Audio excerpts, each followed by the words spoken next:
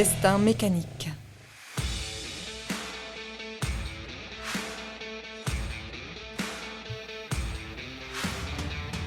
Depuis toujours, je suis fasciné par les véhicules à moteur et cette passion ne m'a jamais quitté. En grandissant, j'ai découvert un autre plaisir, celui d'écouter les gens me raconter leur vie. C'est en réunissant ces deux univers que l'idée de ce podcast est née. Je vous emmène à la rencontre de ces femmes et ces hommes, inconnus ou méconnus, qui vivent cette passion à travers leur métier, la compétition, la collection, le rare et sous bien d'autres formes encore.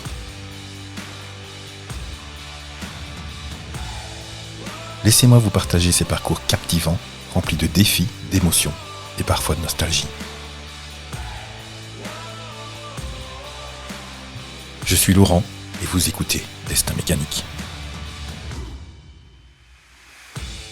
Destin mécanique, quand les battements du cœur se comptent en tours minutes.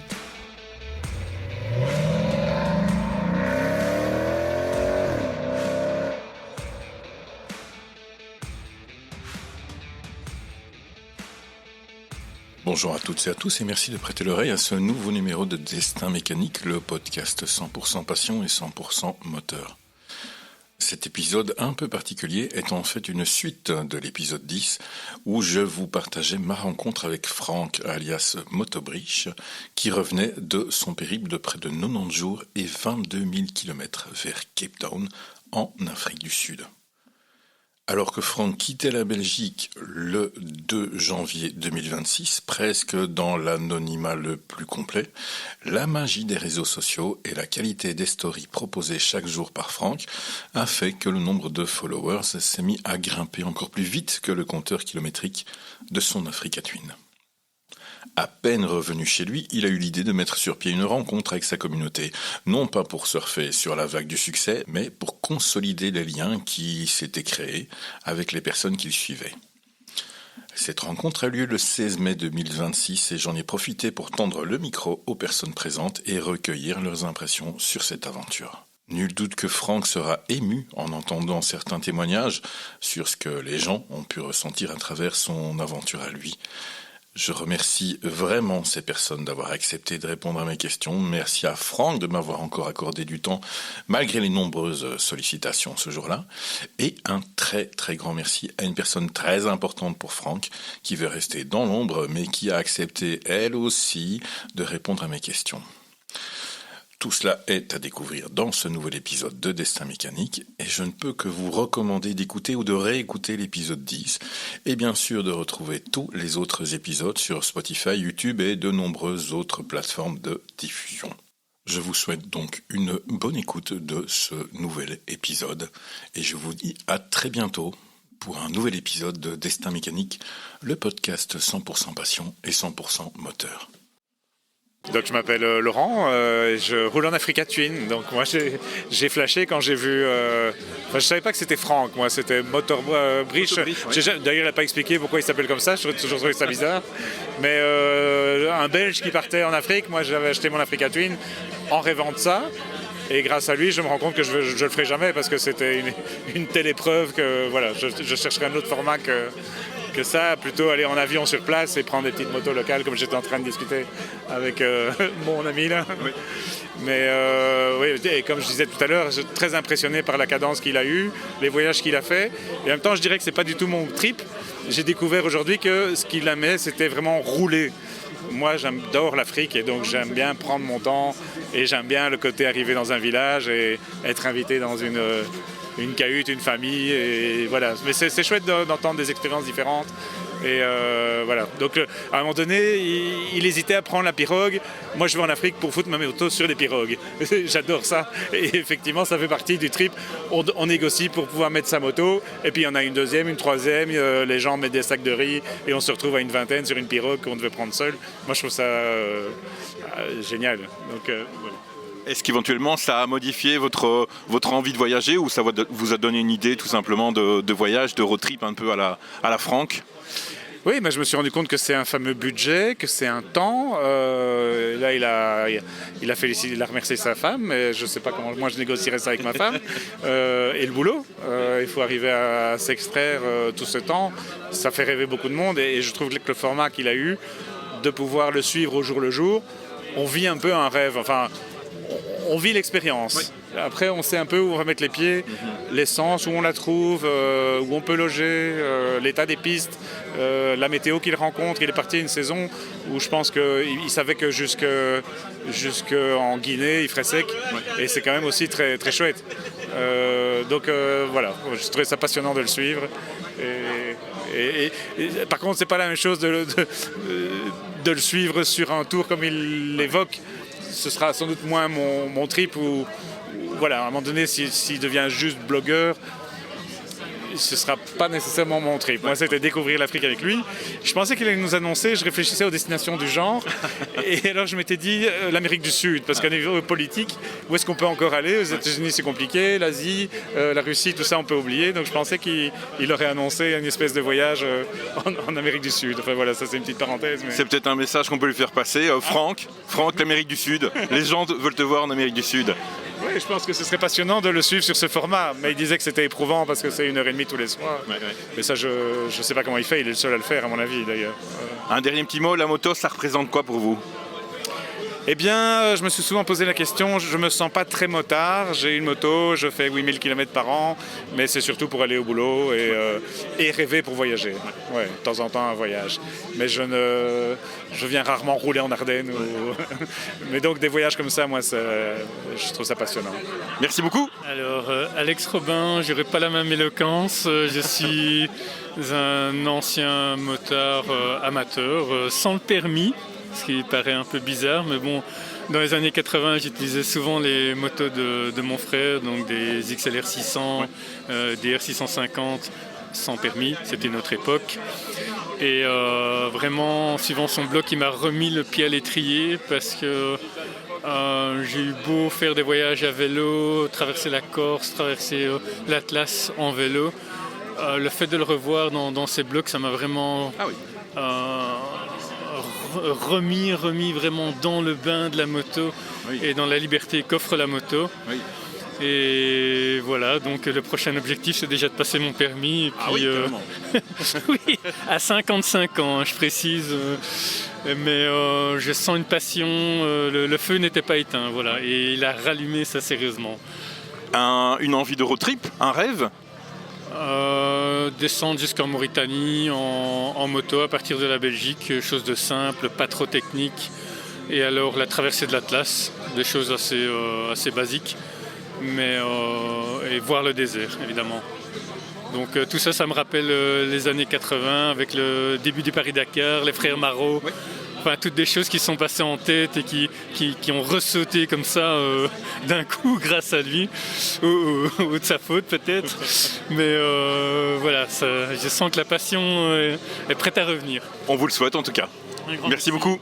Alors j'ai ici un couple de motards devant moi un peu frigorifié. Vous venez d'où? Vous appelez comment? Je m'appelle José, je viens de Comines. Hélène de Comines aussi. Alors de Comines, pourquoi êtes venu de si loin pour assister à la rencontre avec Franck? Alors parce que déjà moi son road trip ça m'a fait rêver. Ouais. En même temps c'est quelque chose que je me sens pas capable de faire. Et pourtant je suis un peu plus âgé que lui, pour dire que un petit peu plus, mais sincèrement bravo parce que bon, c'est sûr qu'il a pris des risques et moi ça m'a épaté. J'ai été épaté de son road trip, partir tout seul, sans assistance, rien du tout. Je peux sincèrement l'applaudir et c'est pour ça que j'ai fait le déplacement parce que moi des road trips j'en fais mais c'est toujours avec prévu d'avance, voilà, tout est je dirais aseptisé, là pour le coup chapeau. Est-ce que ça a éveillé des envies de road trip? On fait abstraction de l'âge, des moyens, vraiment le rêve ultime, le but à atteindre à moto? Alors des road trips j'en fais, alors plus en Europe. On a fait un petit peu, je dirais, l'Afrique du Nord, mais vraiment très peu. Pour le coup, oui, des road trips, de toute façon, ça fait rêver. C'est toujours, c'est l'aventure, c'est, voilà, il se passe des choses, il faut être vigilant sur ce qu'on fait, bien évidemment, mais c'est souvent que du plaisir. La moto, ça représente quoi pour vous? Ah bon, la moto, c'est la liberté, les sensations, la découverte, l'aventure, les copains. Voilà, c'est une famille, la moto, c'est les motards. Voilà, généralement, on se parle, on s'arrête quelque part, on n'est jamais. Même si je roule la plupart du temps en duo parce que j'ai ma femme qui m'accompagne, mais on n'est jamais seul. Jamais seul, on s'arrête, on se discute, on se parle dès qu'il y a des motards. Voilà, c'est ça la moto. Merci. La parole à la passagère. La moto, ça représente quoi pour vous? Comme José l'a dit, la liberté, l'évasion, la découverte. En tant que passagère, c'est les paysages qu'on peut découvrir. Et c'est vrai que moi, j'ai découvert le monde de la moto il y a peut-être 8 ans. Et c'est vrai que les motards, on a une galère sur la route, il y a toujours quelqu'un qui va s'arrêter, qui va donner un coup de main. Et par rapport à ce que Franck a fait, c'est vrai que, moi je suis occupée d'essayer de passer le plateau pour pouvoir justement vivre ça aussi de mon côté et de découvrir et de pouvoir partir à l'aventure, n'importe où. Alors après, c'est clair que l'Afrique, ça fait rêver. Alors je ne suis pas encore prête d'y arriver, mais en duo avec mon chauffeur, mon conducteur, là, moi l'Afrique du Nord, c'est clair que c'est quelque chose qui me fait rêver aussi. Peut-être pas autant de kilomètres jusqu'en Afrique du Sud, parce que voilà, mais un petit peu à la fois. Merci beaucoup et bon retour. Merci à vous. En espérant qu'il fasse sec. Merci à vous. Merci. On va passer à travers les gouttes. Alors je suis avec Guy. Guy, la raison de votre venue aujourd'hui à la rencontre de Franck? C'est parce que je suis motard et que tout à fait par hasard, j'étais tombé sur des vidéos de Franck pendant son périple, pendant 84 jours. Et j'ai capté sur le bonhomme, que j'ai trouvé admirable. Et tous les jours, je me levais et je pensais qu'il y a une seule chose, c'était voir ce qu'il avait fait la veille. Des petits moments de stress, un peu comme tout le monde, quand il est passé par le Nigeria, par exemple? Bien évidemment, et qui s'est trouvé à plusieurs moments dans des états d'insécurité assez flagrants. J'avais des grosses pensées pour lui en me demandant ce qu'il pouvait faire, passer à travers tout, en espérant surtout qu'il n'ait aucun inconvénient. Alors Guy, selon vous, après avoir suivi l'aventure de Franck, sa principale qualité selon vous? Je pense que c'est l'humilité. C'est un monsieur très distrait qui a énormément de capacités, qui fait énormément de choses, qui ne se met pas en avant. Et je pense vraiment que c'est son humilité.